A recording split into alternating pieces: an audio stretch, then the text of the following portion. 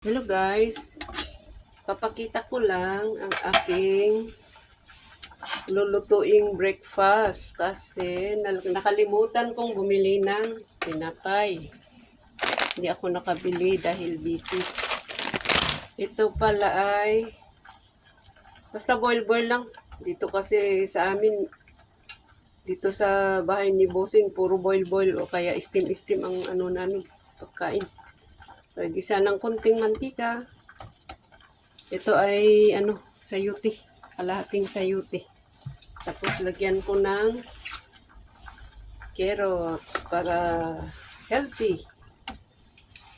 Tapos takpan ko sandali. 1 minute ko na niluto yung carrots at kalahati lang ilagay ko dahil hindi ko maubos. Hindi ko maubos yung isa. Masyadong marami. Basta may gulay. Okay na yun.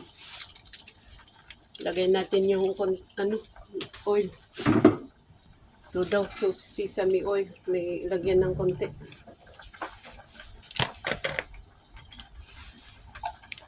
Takpan ko.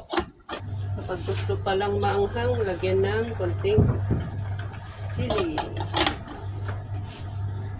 Huwag masyadong ilagay ito dahil maalat. Hindi magandang maalat.